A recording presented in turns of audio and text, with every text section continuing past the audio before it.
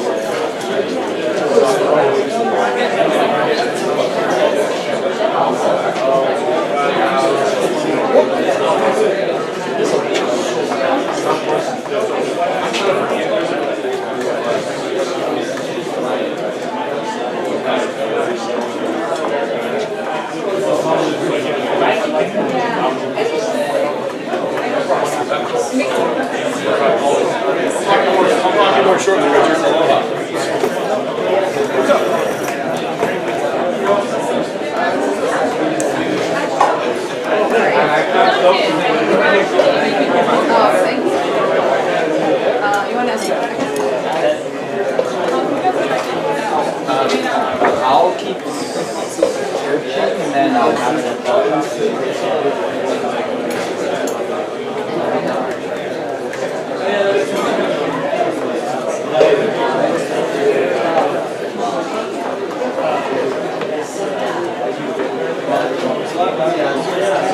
Nothing suspicious.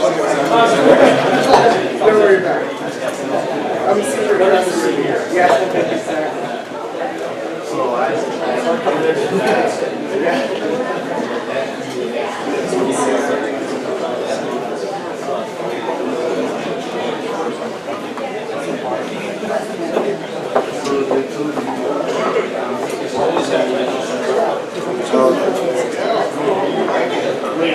Oh yeah.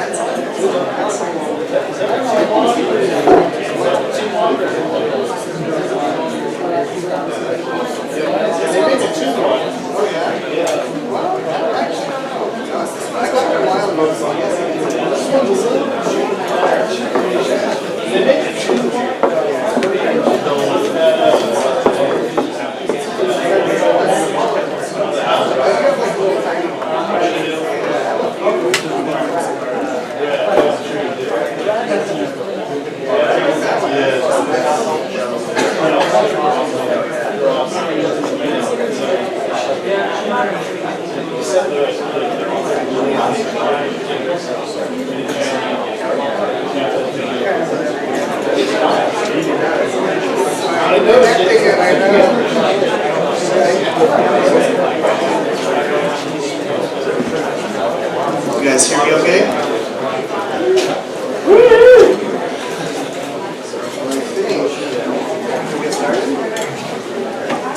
Thanks for coming, everyone. My name is Greg Foss. I'm a senior security research engineer with Logarithm Labs. Part of their threat intelligence team. So we do a lot of we do against people on the site with our customers during incidents, do incident response engagements, do our internal penetration testing, all the kind of fun stuff. Hello, better. Okay, there we go. And so this talk, the reason this came about, last year I wrote this blog post called Xfinity Pineapple. And essentially what this was just basically cloning the Xfinity wireless access points that everyone pretty much has in their home if you rent Comcast equipment. So after posting this, I put some code out there as well, but I had to take it down because I got in a little trouble. But a lot of people had a lot of questions about this, especially with standing these up on a Pineapple, and along with some other wireless attacks and things like that. So I decided to make this talk. So before I get into everything, we are going to talk about really technical stuff. I'm going to show you guys exactly how to do pretty much all of these attacks. So I had to put the obligatory, I am not liable for what you do with this. This is actually the law that we will be breaking over and over again, this whole presentation. So just had to put that out there. The other thing, I'm not a Wi-Fi security expert by any means, let alone a lawyer. So take what I say with a grain of salt. Make sure you have authorization before doing any of this stuff. So I just want to put the little disclaimers out there before we get started. So we don't really have time to go into Wi-Fi security basics like 802.11, WPA, web, like cracking wireless networks and things like that. So we're going to talk about kind of a different approach, and I'm going to talk about kind of how you can actually use your web penetration testing and web development skills to help you break into wireless networks and attack clients on wireless networks and similar sort of attacks. So the agenda. First, we're going to discuss how you can get free Wi-Fi, get on the internet for free. Then we're going to talk about wireless access point cloning and a lot of little tips and tricks for that. And then we're going to get into client attacks and how to go after clients connected to wireless access points. And then we're going to have some fun with man-in-the-middle attacks. So first, how do we get free Wi-Fi? It's actually super easy, and free Wi-Fi is everywhere. So, there's not really a whole lot of point in really talking about it, unless that's not really the goal. Unless you're actually going after a client that's on a Wi-Fi network or, something similar. So, a couple little tricks you can do to bypass captive portals. First one is actually funny. I'm amazed this still works, but usually these captive portals only whitelist common port, or only blacklist common ports until you pay for access. So they'll block port 80, port 443, port 8080, stuff like that. But they usually don't think about Tor or VPNs. So you can fire one of these up and bypass the captive portal. I'm still amazed that this works. Also, say they have a captive portal that pulls down images from external sites, right? So it's hosting an image, say like, it's an AT&T access point, and they're pulling down the AT&T logo from an external site. Well, you can try ping .jpeg or ping to a URL, and you can bypass it because it thinks it's fetching an image depending on how their whitelisting is set up. You can also look for open redirect flaws and iframes and things like that to allow you through their captive portal. So it thinks you're just using the captive portal, but you're really actually accessing external sites through it. So a lot of little tricks to get around a lot of these controls that they put in place. Funny thing is, so like say your ISP suspends your internet access, this actually works against that as well. So just nifty little tricks. Time-limited access points. So say they give you 10 minutes or so to use an access point before you have to authenticate or pay for access. Just change your MAC address. That's usually how they filter these. So they just go by, oh, this MAC address has 10-minute time slot, and block them after X minutes, right? So you can do that, or you can DOF legitimate clients and use their MAC address. Change your MAC address and your IP address to match theirs for internet. This person's sad, but you have free internet. Kind of mean, but it works. A couple of tools you can do this with, and we'll go into more detail in these later, but Air Replay NG and AirDrop make it really easy to DOF clients. MDK3 actually stands for Murder, Death, Kill. Great name, and it works about like that. So we'll get into some details on how you can do this a little bit. Another neat thing you can do is just wait for them to go idle. Say they've paid for access, but now they're done using the access point. Wait for them to go idle, and then modify your MAC and your IP. And then you can use their access, and no one even notices anything. Really great tool by Josh Wright. Like if you ever get into Wi-Fi pen testing, look up Josh Wright. He is amazing at wireless security. But this tool, CPscan, does this for you. It looks at all the sessions, sees how active they are, and when someone goes idle for 5 minutes, it takes their session and gives it to you, and you essentially access the internet using their session. So, pretty nifty. What about hijacking? Anyone here like to fly drones? These things are funny. So they're set up by default with no encryption whatsoever, just standard open wireless network. So anyone can connect to them, right? So here's how you can identify drones. So they usually start phantom underscore and then a number. So I renamed mine, Best Korea Drone. But it's that simple. And then so once you download the DJI app, you can essentially access their camera and you can control it, you can take pictures, stuff like that. Super simply. And then you get to see kind of what they're seeing. Kind of nifty little trick. It's funny that there's no built-in security for these. You actually have to get a second app to add on encryption for the wireless network. So just a funny little tidbit, but I digress.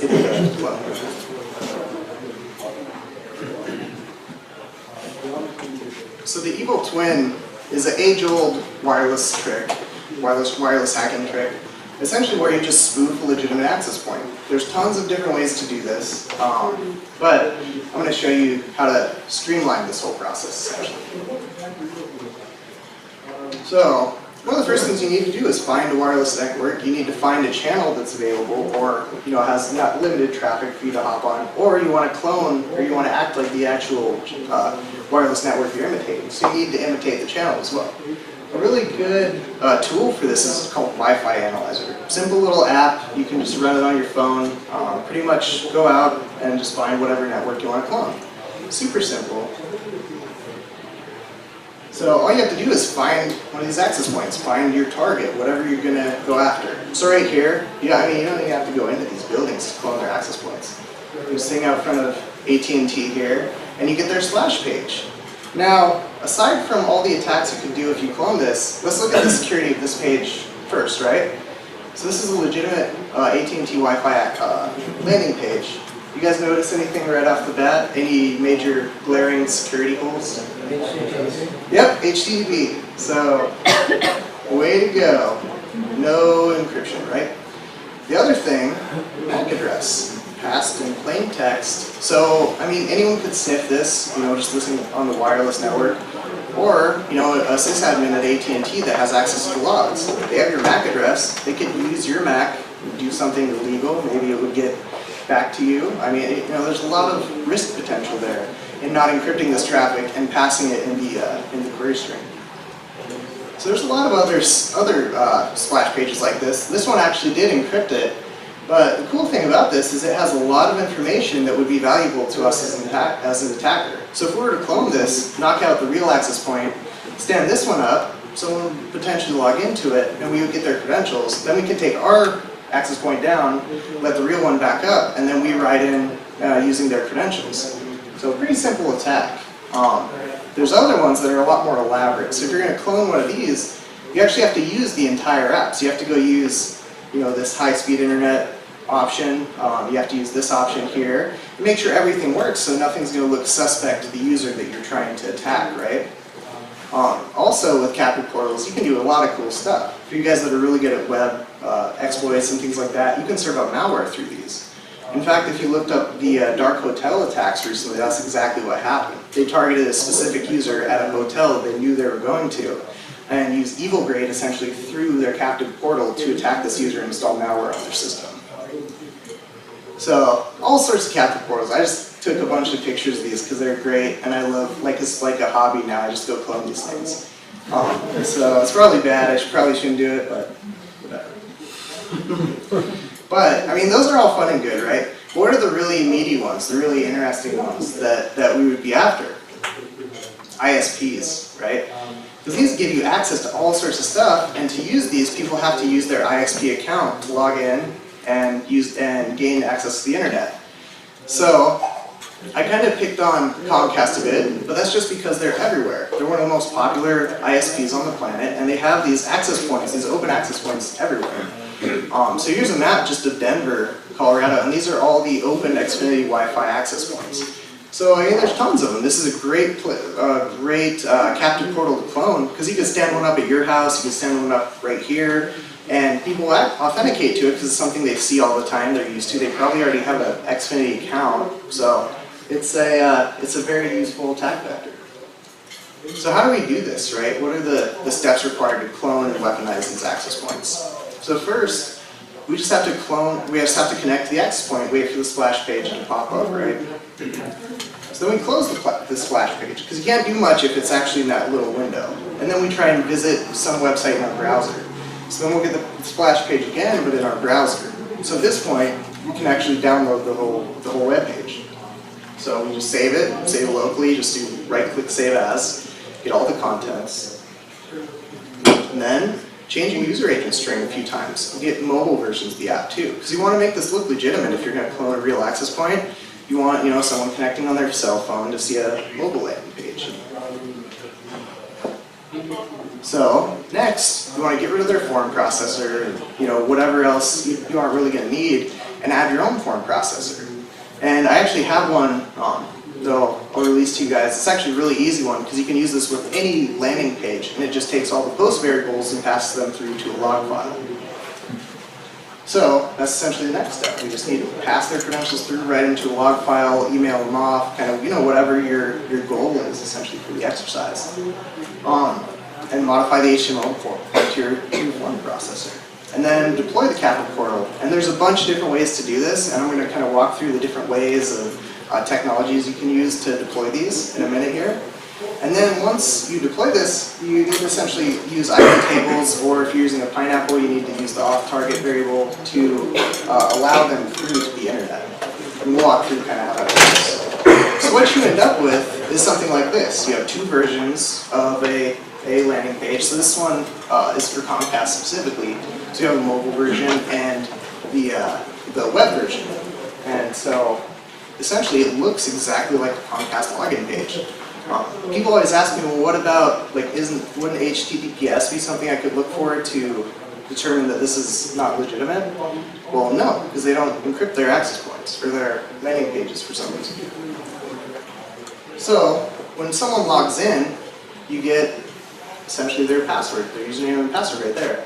The funny thing, so you'll notice login attempt 1 and login attempt 2. So the reason I did that is because sometimes people fat finger their password, and especially if they know it and they get through, they'll know something's up. So I made it fail on purpose the first time, and then the second time it allows them through. So they log in twice, so you make sure you get the right password. 50 trick if you do pen testing.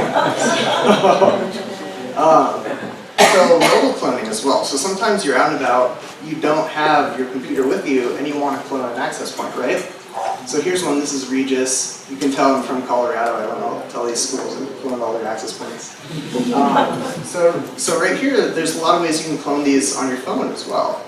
So HTTrack is an awesome tool for cloning these captive portals, or any website really. Essentially, all you have to do is point it at the site you want to clone, and it just downloads everything and puts it in this nice little index of all the sites that you clone. Super, super useful tool.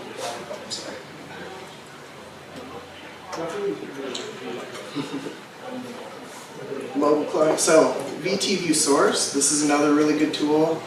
This one essentially it allows you to view the source code of any site that you're looking at on the internet, or any captive portal you're looking at. So pretty simple. If you can't get HTTrack to work, this is another good option. So now that you have the captive portal downloaded, you have the code ready to go, we need to attack some clients, right? Because that's our goal. We want to go after whoever's connected to these access points. That's kind of what we're after, right? So we need to de-authenticate clients or deny service to the access point so that they have to connect to us. So a few tools to do this. Air replay NG, we kind of talked about that earlier. Really simple, you just set the deauth flag. Like if you look at the manual when you run air replay NG, it's pretty simple. You just point it at the access point. File to air, another tool by Josh Wright. That guy, he's amazing at Wi-Fi. It's crazy. But file to air is really cool. You can do a lot more than just de-authentication, attacks against clients and things like that. But it's one of the really useful use cases for it. You can also just spoof the MAC, and then spoof your IP address and say you're the access point, and then deauth the clients that way. And there's a lot of different ways that we can do this, and we'll automate this in a minute. So there's one tool that's really good for this, called Wi-Fi Fisher. This thing's awesome. It basically goes out and you say, I want to be this access point. It goes and takes down that access point, clones all its configuration settings, and then stands itself up as that access point. So all the configurations are there and everything, so the client automatically connects to you. This is a great attack, but if you're going for the captive portal attacks and you want passwords and things like that, this won't work for that. But it's a great tool for quickly taking down access point and getting people to connect to you. I love this tweet. It's so awesome. So basically, this is kind of a breakdown of how a wireless attack like this would work, right? So we have our little pineapple here, target device, our laptop. Basically, everything's proxied back through the laptop when someone visits this access point. Pretty basic, setup. Pretty simple. You just spoof one and stand up your own. So a lot of ways to do this. So let's talk about the different ways or different technologies you can deploy this on. First one's Wi-Fi Pineapple, the obvious choice everyone goes to, when you're talking about any sort of wireless attack vectors. It's a great tool, super easy to use, super easy to deploy. The tricky part with Pineapples though, and we'll get into this in a bit, is actually getting captive portals to work on it. Most all the other attacks, like Karma especially, is really good on this, but captive portals are something that's rather tricky because there are a few variables that people, you have to pass for the application to accept and allow them through so it looks legitimate. So, those variables right here, so this might be kind of hard to see, but I'll post the slides after this if you guys want to look at it more in depth. But essentially what I always do for the generic splash page for whatever kind of captive portal I'm deploying is I do a basic redirect. So what this does is it redirects, so here's our Pineapple IP address, and it redirects to this directory that we've defined as, this is where we put our malicious code essentially. And then we just have to pass this off-target variable. So the Wi-Fi Pineapple, if any of you guys have used those, it actually uses the off-target variable within what's called no.splash, is what the evil portal essentially runs through. So you have to pass the variable through so that you can use that variable to allow the clients all the way through to the internet once they've quote-unquote authenticated. So the landing page is next up. So they hit the splash page, then we redirect them to the landing page. The landing page can be whatever you want. It can be any sort of login page you want. Right here are a few of the key variables you need to have in place if you're going to run this on a Wi-Fi Pineapple. So right here, the first part, this essentially grabs the authentication target variable. So that off-target variable we talked about before, that I don't want to go through the whole thing because we have a lot to get through here, but all this really does is grabs that the authentication target variable and allows us to pass it through to our form processor. So the way we pass it through to the form processor is we have another JavaScript down here, and so we embed this within our form that we've created. So we have our malicious login form, and we just embed this as a hidden variable. And essentially what this does is it writes the authentication target variable to our auth.log file. So whenever someone logs in, it writes this variable. And now we don't actually have to take the variable there, but once it passes it, now we have that variable cached so we can actually use it to pass their session through. And so right here is essentially the form processor that you need to have in place. So this one is pretty simple. All it does is we define the file, we open the file, we write the date, or here's the parameters that we're going to essentially put in the file. So, and we take everything from the post variable and we just pass it through to this file, just separating everything by a comma. So this makes it really easy for us to use basically the same form processor with any sort of landing page. So we pass that through, and down here is the key part. So this is that off-target variable that we're stripping from the post request. And so we redirect the user back out to this that off-target variable, essentially, that link that the no.splash configuration creates. So this allows them to actually access the internet, as a normal captive portal would allow once they log in. So here's just basically a screenshot of the Pineapple interface. So right here, we just essentially made a directory under the www directory called X. And so this is where we're going to put all of our content, right? So our malicious portal. Over here, we're just going to copy the contents over. So we've already created our captive portal, we've cloned one, modified a bit, and so now we just have to upload it to the Pineapple.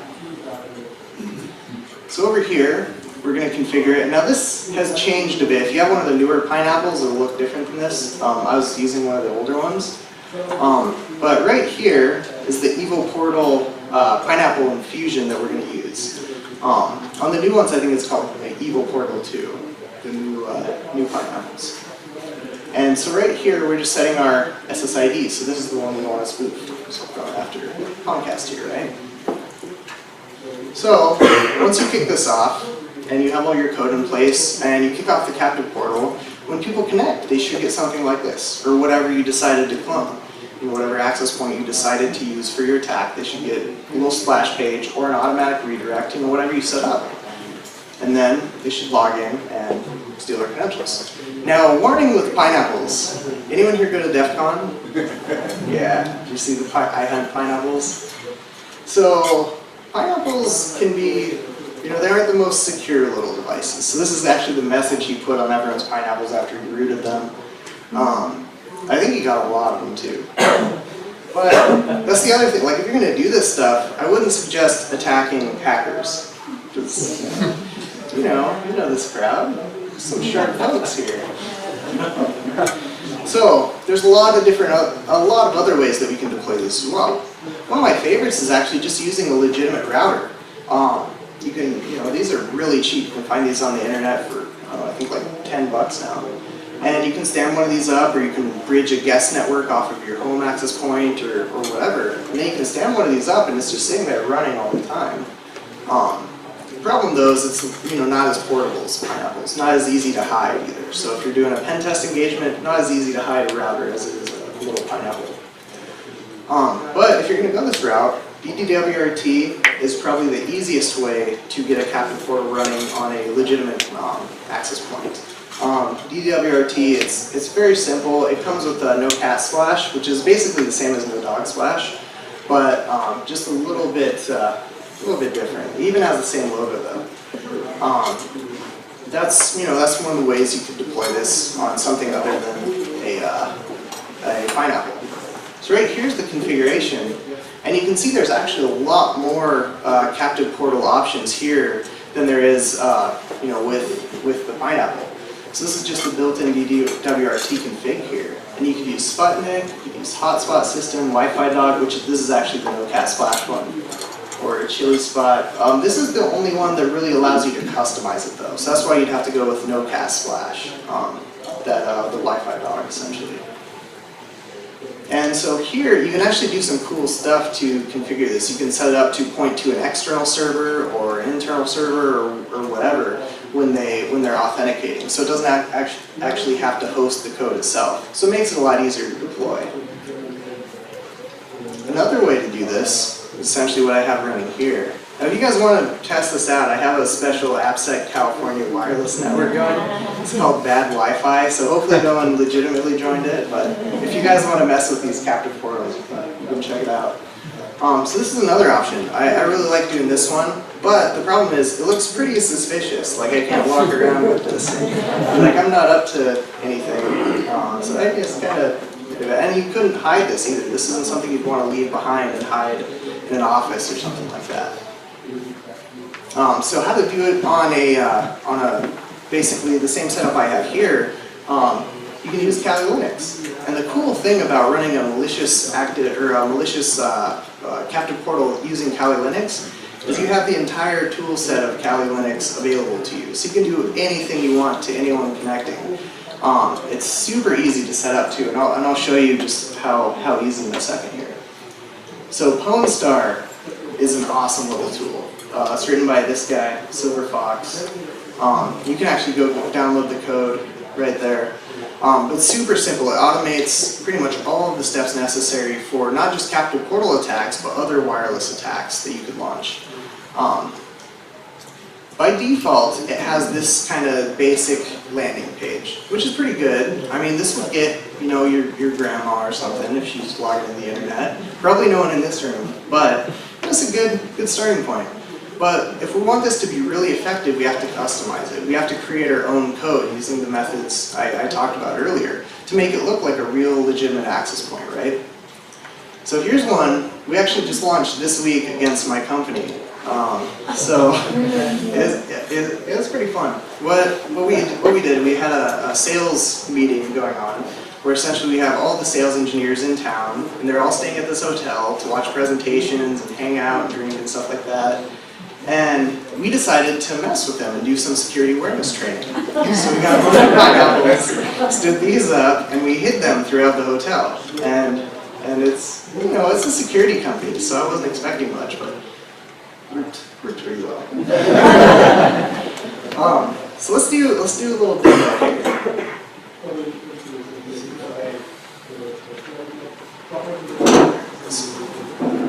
All right, so basically I'm going to show you guys how to set up an attack using Pwnstar. So right now we're just connecting the wireless card, and we have to connect it to our Kali Linux VM. big again here. There we go, so we can see our cards connected. Good sign. So now we just have to run PwnStar. Once this comes up, we have a bunch of options here. But the captive portal option is down here in the advanced menu. I don't know why, captive portal is not too advanced. But... So here we go, option A, captive portal. So the way PwnStar works is it has these built-in captive portals. So once you install PwnStar, you just have to modify the simple portal splash page to be a redirect like we showed earlier. And then it's just as simple as using the pineapple. So right here, we're going to give them internet access using our either wired or wireless connection, whatever you have set up. And then this is our wireless card. So this is where we're going to set up the access point. And then right down here, it's awesome. It automatically changes our MAC address. We can have it randomize the MAC. So we look like a Cisco device or HP device or something like that.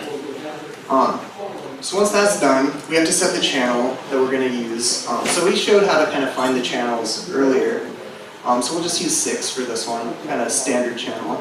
And then we're going to do the bullseye attack. So we're going to go after imitating a specific access point.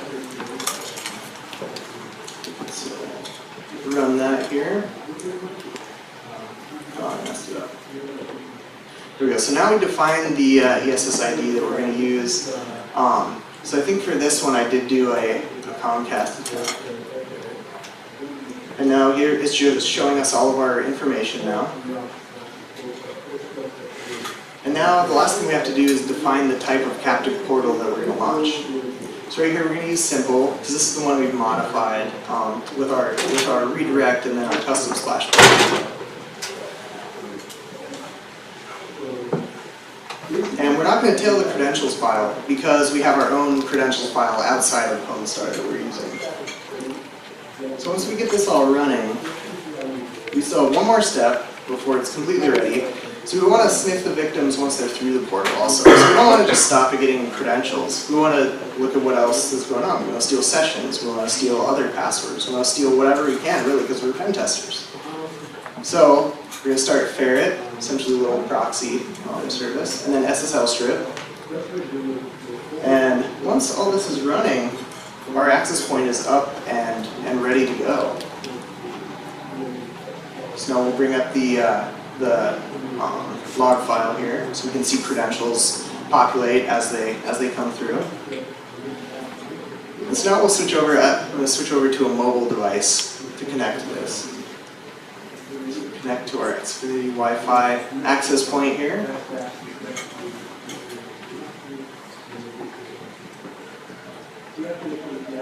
And now we just have to visit some URL. If you wait a minute too, it'll prompt you to log in. Same as a real captive portal. So I'm just going to go to the DC303 site. Anyone know about DC303? Local Colorado DEF CON group. So here we got our captive portal, right? So we're going to log in. Oh, it didn't work. I typed my password wrong. We'll try it again.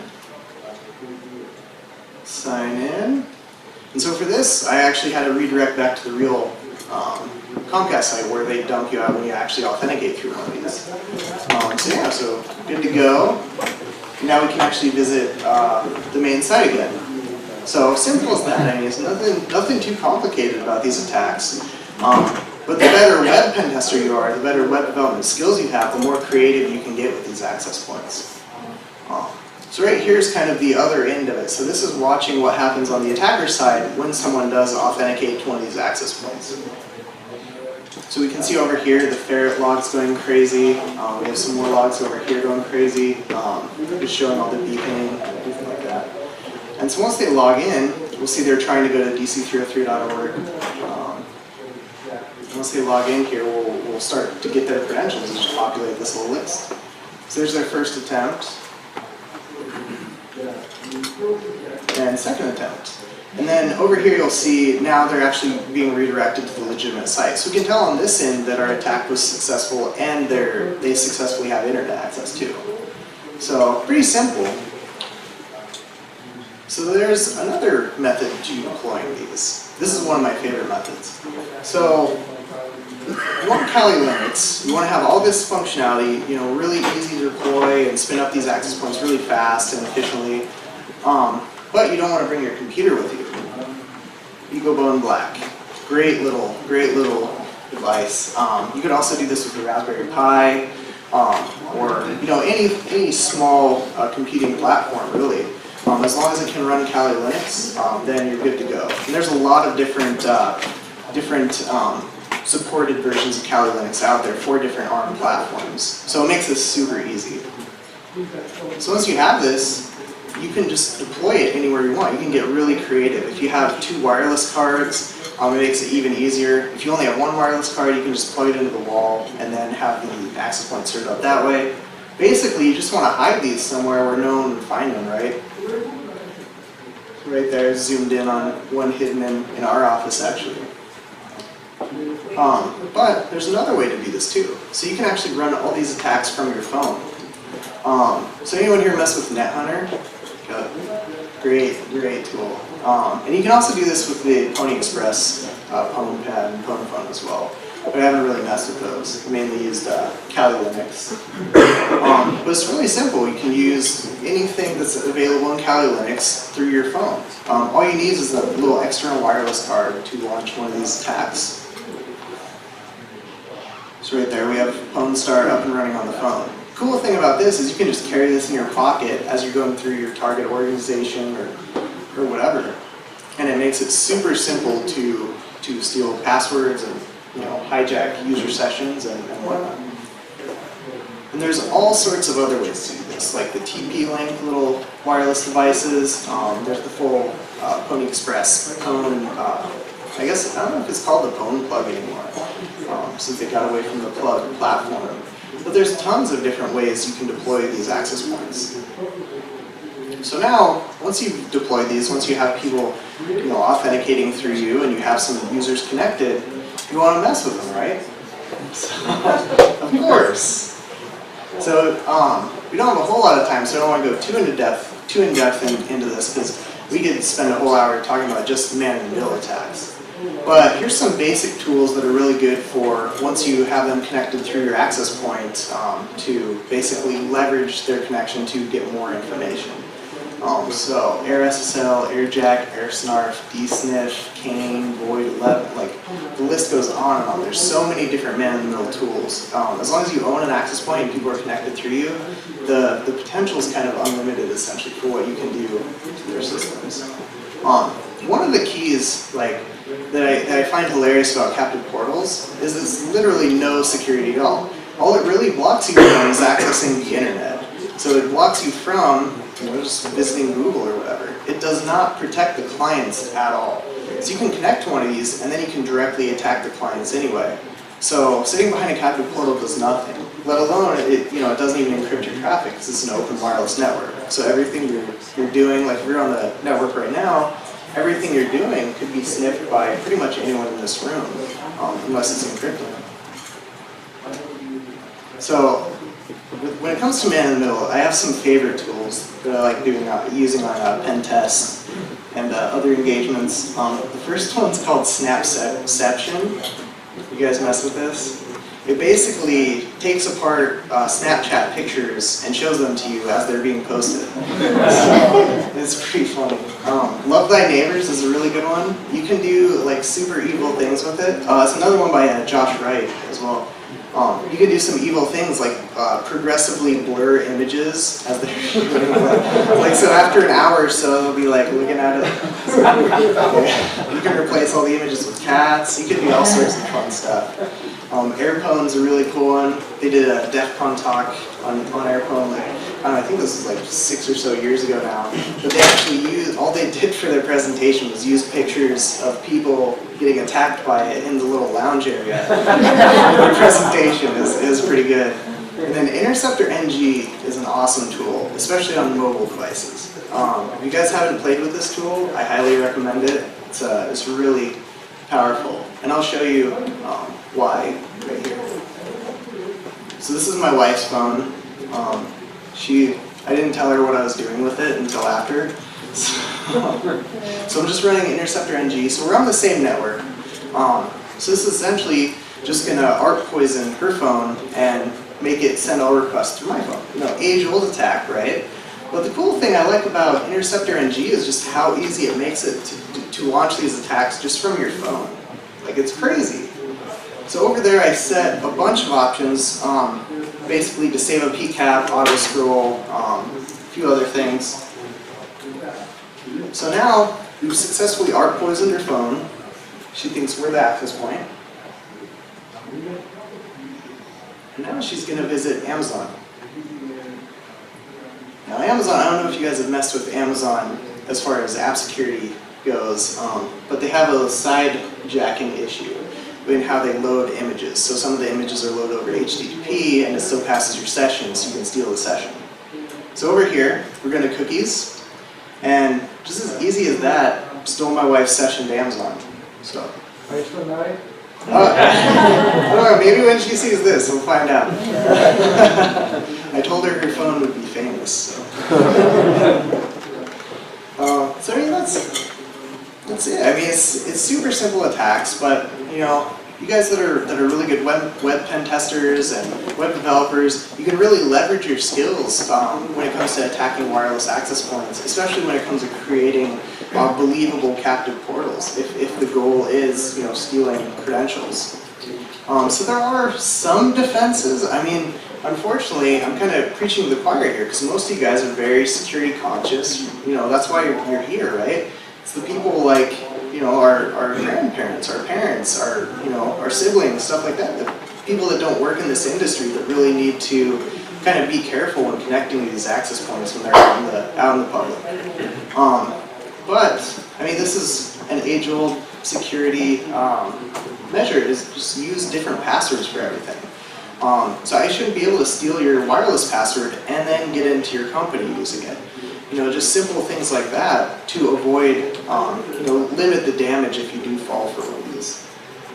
Turn off Wi-Fi when you're traveling and Bluetooth, especially in the airport. So many crazy things happen in the airport. Like, you never know who's in there, who's doing what on your wireless network. So I always like turning those off, because even when your laptop's closed, still the wireless signal still checks in. So if you happen to connect to a cloned access point, you might expose some information there. Exercise caution when connections suddenly drop. So that's a good chance that someone's de-authenticating you and trying to get you to join their access point. This is especially if you notice like 5 of your coworkers have the same thing happen to them. There's a good chance someone's trying to drop your access point and get you onto theirs. So that's just one thing to watch out for when you're reconnecting. Hotspots served up over HTTPS and other generally suspicious behavior.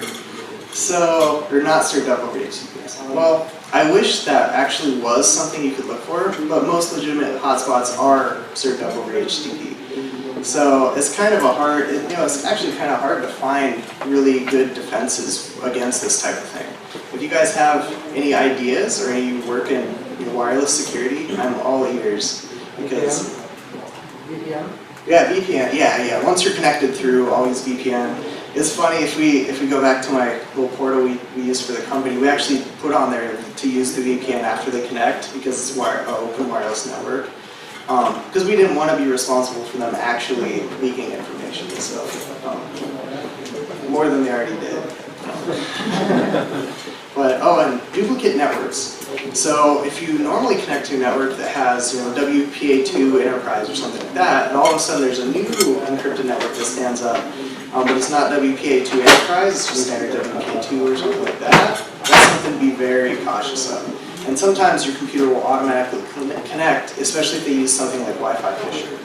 So just a few things to be aware of. Tons of different resources. I probably missed some of them here, but most of the resources I talked about, and these slides will be available afterwards too, so if you guys want to go visit any of these links. And with that, there's one more link. I actually just pushed this code today. So if you go to my GitHub, under so I have like this little miscellaneous scripts kind of repo that I put together. But under wireless and captive portals, I have basically blank base model captive portals that you guys can download and deploy. So all you have to do is customize the theme elements essentially, and the backend functionality is already there. So I have versions for your phone, your Pineapple, your computer, whatnot. So if you guys want to check it out, it's there. And with that, questions? Yeah, I guess. Yeah, so my boss knew, CTO knew, and then I think just 2 other guys on my team knew. So we didn't even tell everyone on our team because security awareness. We wanted to. Yeah. Sometimes you need tough love. What can you say about the Starbucks captive portal? The Starbucks captive portal. So those are different depending on the captive portals you visit. But those ones, aren't as interesting in this sense unless you want to deploy malware through them, because they normally don't have a login panel on them. But say if you want to backdoor one of those and deploy malware through it, that'd be a great vector if you wanted to go after people at Starbucks. But yeah, those captive portals in general, I mean, they're wide open, no security whatsoever. But I mean, it's really good for us as pen testers if you want to go somewhere that you won't be easily discovered. Just make sure you pay for your coffee and cash.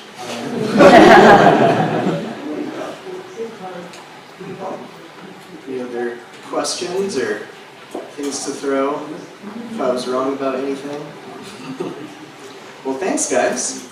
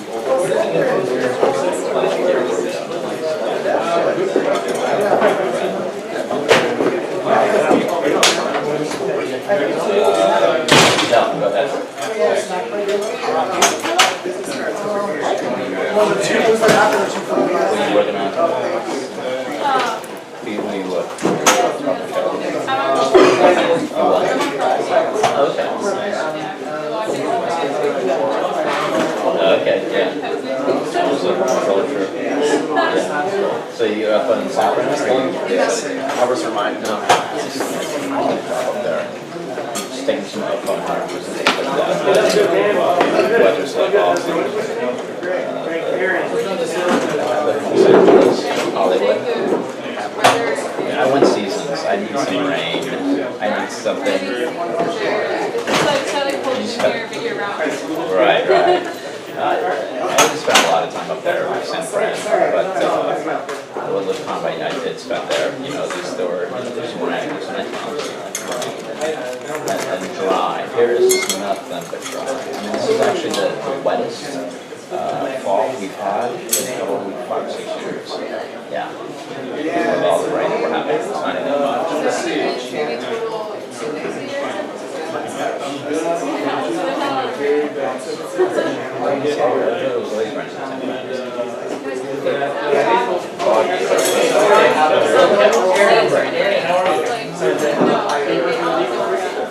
Well, it would be nice, but I'm just looking for it. Like a 9 to 5. I'm tired of contracting. I was freelance for like 20 years. Right brain material. Not left brain, not technical.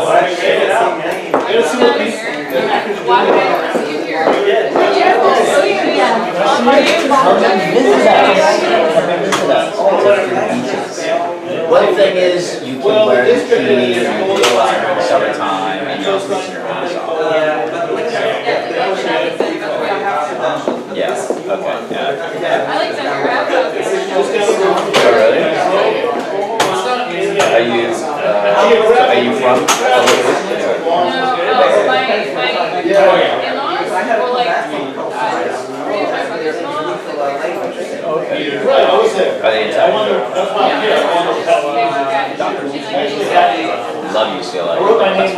Actually, San Francisco has hospitals which are amazing, but they're like amazing. I'm with UCLA, and they're really good. I mean, I think it's really challenging because And when he called my name, the book was so like. so like, one of the reasons I'm decided to take You deserve to be. So, and Stanford, yeah, Stanford don't have fun with that. Like, well, you don't see interesting things, people are but in LA, Yeah, I probably will, it's just right now I've got see lots of stuff, like, I don't know, the president, like, Yeah, I can imagine. Crazy people doing crazy things, and I've heard crazy stories, I don't even Yeah, but this has been great. check out I'm glad I came. I'm not, my, It would be an interesting occupation, I suppose. I'm consulting by myself. oh, actually, totally, Yeah. At this point, I'm pretty new to the industry. I've only really kind of like taken high gear since the last researching job. I've been spending like the past 2 years in school. And at this point, just moving on for and just been floating around and just doing like odd pen test gigs around the area. And just kind of shooting some mics that are going to turn into something. The job industry is like really hot right now, so as long as you have your skill set, you know, you can probably get a decent job within a year or 6 months. I think it's, I understand the thing, like this, I actually just interviewed him. Okay, here's the problem. The guy was in New York, he was a senior pen tester in New York. It sounded like he was 25. The phone connection was horrible. I could barely hear him, and he's talking about like commands and stuff like that. He said, what do you do when you get to, you do your recon, etc. Every time you're back to the exploit, post-exploitation, what do you do? Understand the guy. So I was actually dealing with ISEC 3 weeks or 4 weeks ago. And that would have been perfect because they're up in San Francisco. And actually, I have a couple of military.